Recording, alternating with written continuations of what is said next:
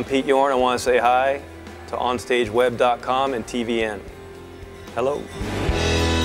I wake, still shaking from a dream. PY, or I call it the Black Album, because in a reference to Frank Black. I don't know, I wouldn't say mature, but it's, if anything, it's like a throwback to kind of how I was working even before Music for the Morning After. Like when I first started to learn how to record, I didn't really know any tricks, so it was just simple. It was bass, guitar, drums. It was just very simple. And the concept going into make the record was kind of bring it back to that, you know, just very simple.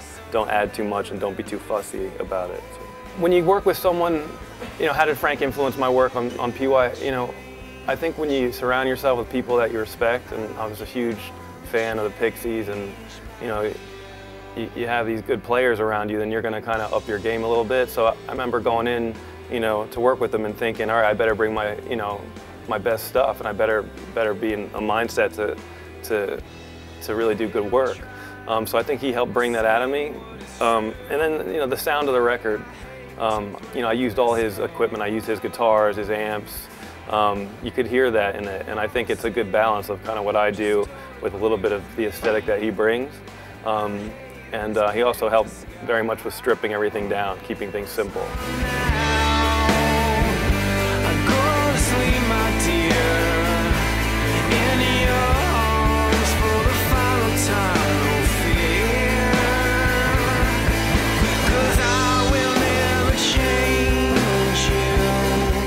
There's so many different approaches you can take, and for me, just as an artist, it's always reflected on, you know, kind of the headspace I'm in at the time. I'm usually doing something in reaction to what I did before, so if I do a really soft record, the next record I make will probably be a loud, sloppy record, and then I'll go back the other way. It's just kind of the way I just kind of do stuff that I'm in the mood to do. The Breakup album, it's one of my favorite records that I've ever recorded.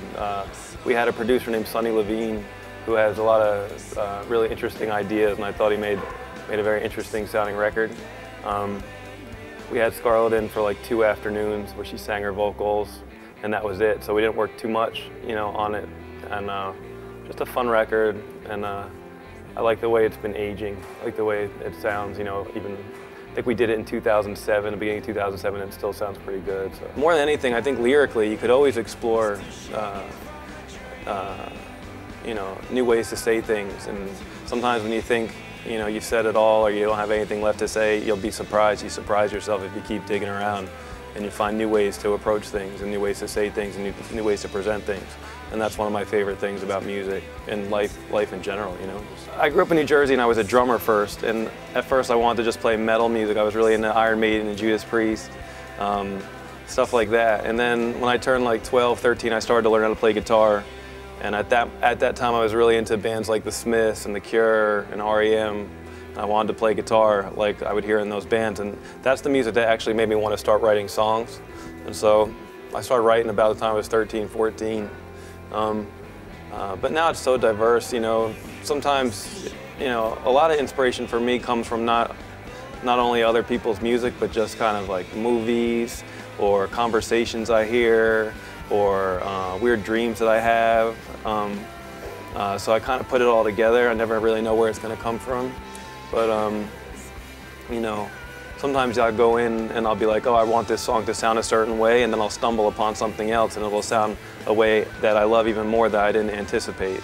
So that's usually the best, when you don't plan for it too much.